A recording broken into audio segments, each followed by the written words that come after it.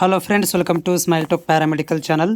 Friends, ಈ ಥರದಂಥ ಒಂದು ಮೆಸೇಜ್ ನಿಮಗೇನಾದರೂ ಬಂದಿದ್ದರೆ ಇಲ್ಲಿ ನೋಡ್ಬೋದು. Dear sir madam, application has counselling 2020 have been rejected ಅಂತ ಇದ್ದರೆ, ಈ ಥರ ನಿಮ್ಗೆ ಮೆಸೇಜ್ ಬಂದು ಆಮೇಲೆ ನೀವು ಅದನ್ನು ಲಾಗಿನ್ ಮಾಡಿ ನೋಡಿದಾಗ ಅಲ್ಲಿ ನೀವು ರೀಸನ್ ಹುಡುಕಬೇಕಾಗತ್ತೆ. ಇಲ್ಲಿ ಕೂಡ ರೀಸನ್ ಇಲ್ಲಿ ನೋಡ್ಕೋಬೇಕು. ಇಲ್ಲಿ ರೀಸನ್ ಕೊಟ್ಟಿದ್ದಾರೆ ನೋಡಿರಿ, ಅಪ್ಲಿಕೇಶನ್ ನಂಬರ್ ಕೊಟ್ಟು for upload 7 years study login and edit ಅಂತ ಬಂದಿದೆ. ಸೊ ಇಂಥ ವಿದ್ಯಾರ್ಥಿಗಳು ಟೆನ್ಷನ್ ತೊಗೊಳ್ಳೋಂಥ ಅವಶ್ಯಕತೆ ಇಲ್ಲ. ಅವರು ಈಗ ಡಾಕ್ಯುಮೆಂಟ್ ವೆರಿಫಿಕೇಷನ್ ನಡೀತಾ ಇದೆ. ಸೊ ಆನ್ಲೈನ್ ಡಾಕ್ಯುಮೆಂಟ್ ವೆರಿಫಿಕೇಷನ್ ನಡೀತಾ ಇದೆ. ಅವ್ರು ಏನು ಮಾಡ್ತಾ ಇದ್ದಾರೆ, ನೀವು ಅಪ್ಲೋಡ್ ಮಾಡಿರುವಂಥ ಎಲ್ಲ ದಾಖಲಾತಿಗಳನ್ನ ಪರಿಶೀಲಿಸ್ತಾ ಇದ್ದಾರೆ. ಸೊ ಇದು ಸರಿಯಾಗಿ ಅಪ್ಲೋಡ್ ಆಗಿರಲಿಲ್ಲ ಅಥವಾ BU ಸಹಿ ಆಗಿರಲಿಲ್ಲ ಅಂತಂದರೆ ಏನಾಗುತ್ತೆ, ರಿಜೆಕ್ಟ್ ಆಗುತ್ತೆ. ನೀವು 5 ವರ್ಷದ್ದು 6 ವರ್ಷದ್ದು ಮಾತ್ರ ಹಾಕಿರ್ತೀರಿ. ಮಿನಿಮಮ್ 7 ವರ್ಷದ್ದು ಡಾಕ್ಯುಮೆಂಟ್ಗಳನ್ನು ಅಪ್ಲೋಡ್ ಮಾಡಬೇಕು. ಇದು ಒಂದು ಎಕ್ಸಾಂಪಲ್ ಅಷ್ಟೇ. ಸೊ ಇನ್ನೊಂದು ಎಕ್ಸಾಂಪಲ್ ತೋರಿಸ್ತೀನಿ ನಿಮಗೆ.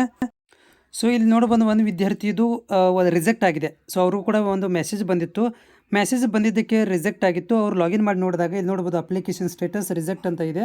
ಸೊ ಆಮೇಲೆ ರೀಸನ್ ಫಾರ್ ಅಪ್ಲಿಕೇಶನ್ ರಿಜೆಕ್ಷನ್, ಯಾಕೆ ರೀಸನ್ ರಿಜೆಕ್ಟ್ ಆಗಿದೆ ಸೊ ಅನ್ನೋದ್ರ ಬಗ್ಗೆ ಕೂಡ ಅವ್ರು ಏನು ಮಾಡಿದಾರೆ ಅಂತಂದರೆ ಇಲ್ಲಿ ಒಂದು ಸ್ಟೇಟಸನ್ನು ಕೂಡ ಅವರು ಅಪ್ಡೇಟ್ ಆಗಿದೆ. ಸೊ ಇಲ್ಲಿ ನೋಡ್ಬೋದು ರೀಸನ್ ಆಫ್ ದಿ ರಿಜೆಕ್ಟೆಡ್, ಯಾಕೆ ರಿಜೆಕ್ಟ್ ಆಗಿದೆ ಅಂತಂದರೆ ಇವರು HK ಸರ್ಟಿಫಿಕೇಟನ್ನು ಅಪ್ಲೋಡ್ ಮಾಡಿಲ್ಲ. ಟಿಕ್ ಮಾಡಿದ್ದಾರೆ ಆದರೆ ಅಪ್ಲೋಡ್ ಮಾಡಿಲ್ಲ. ಸೊ ಹೀಗಾಗಿ ಅವ್ರು ಏನು ಮಾಡಬೇಕಂತಂದ್ರೆ ಇವಾಗ, ಸೊ ಇಲ್ಲಿ ಏನು ಟಚ್ ಮಾಡ್ದೇನೆ, ಬೇಕಂದ್ರೆ ಎಡಿಟ್ ಮಾಡ್ಕೋಬೋದು, ಬೇಗ ಟಚ್ ಮಾಡ್ದೇನೆ. ಸೊ ಅವ್ರು ಏನು ಮಾಡಿದ್ದಾರೆ ಅಂದರೆ ಇಲ್ಲಿ ನೋಡ್ಬೋದು, ತಪ್ಪು ಏನು ಮಾಡಿದ್ದಾರೆ ಅಂದರೆ ಅವರು HK ಸರ್ಟಿಫಿಕೇಟನ್ನು ಇಲ್ಲಿ ಟಿಕ್ ಮಾಡಿದ್ದಾರೆ, ಓಕೆ, ಆದರೆ ಅದನ್ನು ಅಪ್ಲೋಡ್ ಮಾಡಿಲ್ಲ. ಸೊ HK ಬದಲು ಅವರು ಏನೋ ಒಂದು ಸ್ಟಡಿ ಸರ್ಟಿಫಿಕೇಟ್ ಅಪ್ಲೋಡ್ ಮಾಡಿರಬೇಕು. ಅದು ಸರಿ ಇಲ್ಲದ ಕಾರಣ ಏನು ಮಾಡಿದ್ದಾರೆ ಅಂದರೆ ಇಲ್ಲಿ ಏನು ಟಿಕ್ ಮಾಡಿರ್ತೀರಿ ಅದನ್ನು ಇಲ್ಲಿ ಅಪ್ಲೋಡ್ ಮಾಡಲೇಬೇಕು.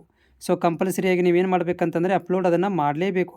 ಇನ್ ಕೇಸ್ ಆಫ್ ನೀವು ಅಪ್ಲೋಡ್ ಮಾಡಿಲ್ಲಪ್ಪ ಅಂತಂದರೆ ಅದೇನಾಗುತ್ತೆ ಅಂತಂದರೆ ರಿಜೆಕ್ಟ್ ಆಗುತ್ತೆ. ಉದಾಹರಣೆಗೆ ಇಲ್ಲಿ ಸಿಗ್ನೇಚರು, ಮಾರ್ಕ್ಸ್ ಕಾರ್ಡು, PUC, ಆಮೇಲೆ Aadhaar card, cost certificate, study certificate, Hyderabad Karnataka, ಆಮೇಲೆ PUCದು ಸರ್ಟಿಫಿಕೇಟ್ ಅಂತ ಹೇಳಿದ್ರೆ ಫಸ್ಟ್ ಇರುತ್ತೋ ಸೆಕೆಂಡ್ ಇರೋದು ಮಾರ್ಕ್ಸ್ ಕಾರ್ಡ್ಗಳನ್ನು ಅಪ್ಲೋಡ್ ಮಾಡಿದ್ರು ಕೂಡ ನಡೀತದೆ.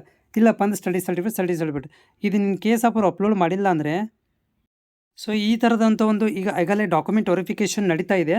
ಸೊ ಯಾರು ವಿದ್ಯಾರ್ಥಿಗಳು ಇದನ್ನು ಲಾಗಿನ್ ಮಾಡಿ ನೋಡ್ಕೊಳ್ರಿ, ಅಥವಾ ನಿಮಗೆ ಮೆಸೇಜ್ ಬರುತ್ತೆ ಈ ಸ್ಟೇಟಸ್ ರಿಜೆಕ್ಟ್ ಆದರೆ ನೀವು ಅಲ್ಲಿ ರೀಸನ್ ಹುಡ್ಕೋಬೇಕು. ರೀಸನ್ ಇಲ್ಲಿ ನೋಡ್ಬೋದು, ಇಲ್ಲಿರುತ್ತೆ ರೀಸನ್. ಸೊ ಈ ರೀಸನ್ ನೋಡಿಕೊಂಡು ನೀವೇನು ಮಾಡಬೇಕಾಗತ್ತೆ ಅಂತಂದರೆ ಇಲ್ಲಿ ಅಪ್ಲಿಕೇಶನನ್ನು ಎಡಿಟ್ ಮಾಡಬೇಕಾಗತ್ತೆ. ಎಡಿಟ್ ಅಂತ ಕರಿತೀವಿ. ಟೆನ್ಷನ್ ತೊಗೊಳ್ಳೋಂಥ ಅವಶ್ಯಕತೆ ಇಲ್ಲ. ಯಾಕಂತಂದರೆ ಇದು ಕಾಮನ್. ಯಾಕಂದರೆ ನೀವು ಡಾಕ್ಯುಮೆಂಟ್ ನೀವು ಅಪ್ಲಿಕೇಶನ್ ಹಾಕಬೇಕಾದ್ರೆ ಏನು ಮಾಡಿರ್ತೀರಿ, ಇಲ್ಲಿ ಗಡಬಡಿಯಲ್ಲಿ ಹಾಕಿಬಿಟ್ಟಿರ್ತೀರಿ. ಹಂಗಂತೇಳಿ ಅದನ್ನು ಅಕ್ಸೆಪ್ಟ್ ಮಾಡ್ಕೊಳಕ್ಕಾಗೋದಿಲ್ಲ. ಯಾಕಂದ್ರೆ ಡಾಕ್ಯುಮೆಂಟ್ ವೆರಿಫಿಕೇಷನ್ ಅಂತ ನಿಮಗೂ ಕೂಡ ಗೊತ್ತಿದೆ. ಡಾಕ್ಯುಮೆಂಟ್ ವೆರಿಫಿಕೇಷನ್ ಏನಾಗುತ್ತೆ, ಚೆಕ್ ಮಾಡೇ ಮಾಡ್ತಾರೆ. ಸೊ ಆ ಟೈಮಲ್ಲಿ ಅದು ನೀವು ಸರಿಯಾಗಿ ಅಪ್ಲೋಡ್ ಮಾಡಿರಂಗಿಲ್ಲ ಅಥವಾ ಬ್ಲರ್ಡ್ ಬಂದಿರುತ್ತೆ. ಸರ್ ನೀವು ಅನ್ಕೋಬೋದು ನಂದು ಎಲ್ಲ ಅಪ್ಲೋಡ್ ಮಾಡಿದ್ದೀನಿ ಅದು, ಆದರೆ ಬ್ಲರ್ಡ್ ಇರುತ್ತೆ. ಸೊ ಅದು ಸರಿಯಾಗಿರೋದಿಲ್ಲ. ಸೊ ಈ ಕಾರಣದಿಂದ ಏನಾಗಿರುತ್ತೆ, ಇಲ್ಲಿ ರೀಸನ್ ನೋಡ್ಕೊಳ್ರಿ, ಲಾಗಿನ್ ಮಾಡ್ಕೊಳ್ರಿ, ರೀಸನ್ ನೋಡ್ಕೊಳ್ರಿ, ಆಮೇಲೆ ಏನು ಮಾಡಿರಿ ಅದನ್ನು ನೀವು ತಿದ್ದುಪಡಿ ಮಾಡ್ಕೊಳ್ಬೋದು. ಬಟ್ ಎಲ್ಲರಿಗೂ ಬಂದಿರಲ್ಲ. ಯಾರಿಗೆ ಮೆಸೇಜ್ ಬಂದಿರುತ್ತೆ ಅವ್ರುಗಳು ಮಾತ್ರ ಏನಾಗುತ್ತೆ, ಲಿಂಕ್ ಓಪನ್ ಆಗುತ್ತೆ, ನೀವು ಎಡಿಟ್ ಮಾಡ್ಕೊಳ್ಬೋದು. ಸೊ ಎಡಿಟ್ ಮಾಡ್ಕೊಳ್ಬೋದು. ಬಟ್ ಯಾರು ಇಲ್ಲಿ ಗ್ರೀನ್ ಬಂದಿದೆ, ಇಲ್ಲಿ ಈ ಸ್ಟೇಟಸಲ್ಲಿ ಗ್ರೀನ್ ಬಂದಿದೆ, ಟೆನ್ಷನ್ ತೊಗೊಳ್ಳೋ ಅಪ್ರೂವ್ಡ್ ಅಂತ ಇದೆ. ಸೊ ಅಪ್ರೂವ್ಡ್ ಅಂತ ಇರುತ್ತಲ್ಲ, ಅವರು ಟೆನ್ಷನ್ ತೊಗೊಳ್ಳೋ ಅವಶ್ಯಕತೆ ಇಲ್ಲ. ಅವರು ವೇಟ್ ಮಾಡಬೇಕಷ್ಟೇ. ಯಾಕಂದರೆ ಅವ್ರದ್ದು ಎಲ್ಲ ಕ್ಲೀನ್ ಆಗಿದೆ, ಅವರು ಎಲ್ಲ ಚೆನ್ನಾಗಿದೆ ಅಂತ ಅರ್ಥ.